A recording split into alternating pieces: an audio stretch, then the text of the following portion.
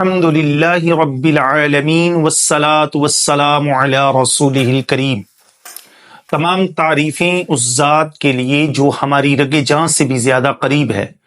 درود و سلام امام الانبیاء خاتم الانبیاء افضل البشر سید البشر جناب محمد الرسول اللہ صلی اللہ علیہ وسلم کی ذات مقدسہ مطہرہ عالیہ پہ۔ عن ابی ہریرہ رضی اللہ عنہ عن النبی صلی اللہ علیہ وسلم قال اللہ عز وجل سبقت رحمتی غضبی۔ یہ حدیث صحیح بخاری کی ہے اور معروف حدیث ہے۔ راوی اس کے سیدنا ابو ہریرہ رضی اللہ عنہ ہے۔ وہ نبی صلی اللہ علیہ وسلم سے روایت کرتے ہیں کہ اللہ کے رسول کہتے ہیں، اللہ کہتا ہے کہ میری رحمت میرے غصے پر غالب ہے۔ یہ ایک مشہور حدیث ہے، بخاری میں بھی ہے، مسلم میں بھی ہے، اس کے علاوہ دیگر بہت ساری کتب احادیث کے اندر یہ حدیث مبارکہ موجود ہے۔ اس میں اللہ سبحانہ و تعالی کہتے ہیں کہ میری رحمت میرے غصے پر غالب ہے۔ اب ہم انشاءاللہ اس کو سمجھیں گے کہ اللہ کی رحمت اللہ کے غصے پر کیسے وہ غالب ہے۔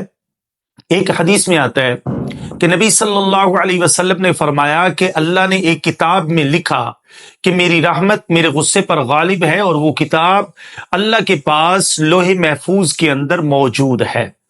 محترم عزیز بھائیو، یہ بات نوٹ کر لو، اللہ ہی کی رحمت ہے کہ جس کی وجہ سے انسان اپنے بچوں سے پیار کرتا ہے۔ اور ایک حدیث میں آتا ہے کہ رسول کریم صلی اللہ علیہ وسلم نے فرمایا کہ اللہ نے 100 رحمتیں پیدا فرمائی ہیں۔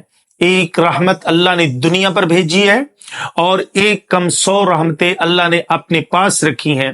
اس ایک رحمت کی وجہ سے انسان اپنے بچوں سے پیار کرتا ہے، رشتہ داروں سے محبت کرتا ہے، جانور بھی اپنے بچوں سے محبت اور پیار کرتے ہیں۔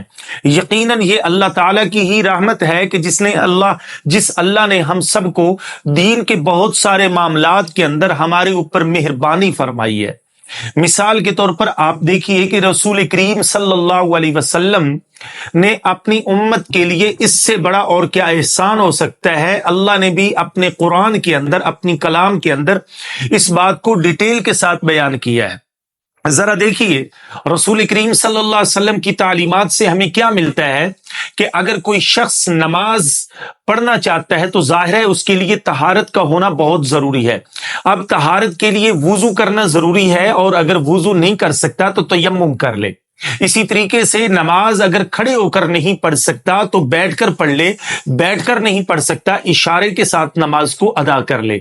اور پھر اس سے بڑھ کر اور کیا اللہ کی رحمت ہو سکتی ہے کہ کوئی انسان اگر گھر میں ہے تو 4 رکعت، اگر گھر سے باہر سفر میں ہے تو 2 رکعت، خوف میں ہے تو 1 رکعت۔ اور اس سے بڑھ کر اور کیا اللہ تعالیٰ کا انعام اور اللہ کی رحمت ہو سکتی ہے کہ اللہ احکم الحاکمین نے اگر کوئی شخص روزے دار ہے، اگر گھر میں ہے تو روزہ رکھے، سفر میں ہے تو روزے کی رخصت، حاملہ عورت کے لیے، اور اسی طریقے سے جو عورتیں حیض کی حالت میں ہیں ان کے لیے بھی اسلام نے یہ گنجائش نکال رکھی ہے۔ اور یہ سب اللہ ہی کی رحمت کی وجہ سے ہو رہا ہے۔ اس کی رحمت کے بغیر تو یہ ناممکن سی بات ہے، اس کی رحمت ہے تو یہ سب معاملات چل رہے ہیں۔ اب اس سے ایک سٹیپ اور آگے بڑھتے ہیں اور اس بات کو سمجھنے کی کوشش کرتے ہیں کہ اللہ سبحانہ و تعالی سورۃ الفاتحہ میں کیا فرماتے ہیں۔ الرحمن الرحیم، جو رحمان ہے بڑا رحم کرنے والا ہے۔ یہ آیت کریمہ اس بات کی بین دلیل ہے کہ اللہ رحمان بھی ہے، اللہ رحیم بھی ہے۔ اور پھر فرمایا مالک یوم الدین، قیامت کے دن کا مالک، بدلے کے دن کا مالک، انصاف کے دن کا مالک ہے، وہ جزا و سزا کے دن کا مالک ہے۔ یعنی پہلے رحمان رحیم، پھر مالک یوم الدین۔ اللہ سبحانہ و تعالیٰ 14ویں پارے میں کیا فرماتے ہیں؟ نبی عبادی انی انا الغفور الرحیم، کہ میرے محبوب پیغمبر صلی اللہ علیہ وسلم میرے بندوں کو خبر دے دو کہ میں بخشنے والا مہربان ہوں۔ اور پھر فرمایا کہ یہ بھی بتا دو کہ میں عذاب دینے والا بھی ہوں، میں عذاب بھی دے سکتا ہوں۔ نبی صلی اللہ علیہ وسلم کی صفت اللہ نے قرآن مجید کے اندر کیا بیان فرمائی؟ بشیرم و نذیرا، کہ میرے محبوب پیغمبر صلی اللہ علیہ وسلم آپ خوشخبری بھی دینے والے ہیں اور ڈرانے والے بھی ہیں۔ تو یہ سب اللہ کے انعامات ہیں، اللہ کی رحمت کا نتیجہ ہے کہ اللہ سبحانہ و تعالی ہمارے اوپر مہربانی فرماتا ہے۔ اور پھر اگر ذرا امیجن کیجیے، ایک شخص ساری عمر گناہ کرتا ہے اور رسول کریم صلی اللہ علیہ وسلم نے فرمایا من کان آخر کلامہ لا الہ الا اللہ دخل الجنہ۔ اللہ کے رسول صلی اللہ علیہ وسلم نے فرمایا کہ جس بندے کا آخری کلمہ، آخری جملہ موت سے چند لمحے پہلے بول دیتا ہے لا الہ الا اللہ، اللہ اس کو جنت کے اندر داخلہ عطا فرمائیں گے۔ یہ اللہ کی رحمت ہے۔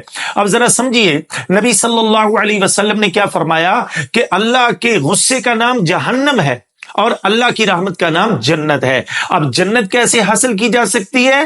اللہ کی رحمت کیسے حاصل کی جا سکتی ہے؟ اللہ کی رحمت کے قریب ہونے کے لیے ہمیں کیا کرنا پڑے گا؟ اور جہنم سے یعنی اللہ کے غصے سے بچنے کے لیے ہمیں کیا کرنا پڑے گا؟ قرآن مجید فرقان حمید میں اللہ سبحانہ و تعالیٰ فرماتے ہیں ان رحمت اللہ قریب من المحسنین، اللہ کی رحمت اس کے نیک بندوں کے بہت زیادہ قریب ہے۔ اور نیک کون ہے اس کی تفصیل میں جانے کی ضرورت نہیں، لیکن مختصر یہ میں کہتا ہوں کہ نیک کیا ہے، نیک کون سا ہے، نیکی کے کام کون سے ہیں، ایسے کون سے امور ہیں کہ انسان اللہ کی رحمت حاصل کر پائے۔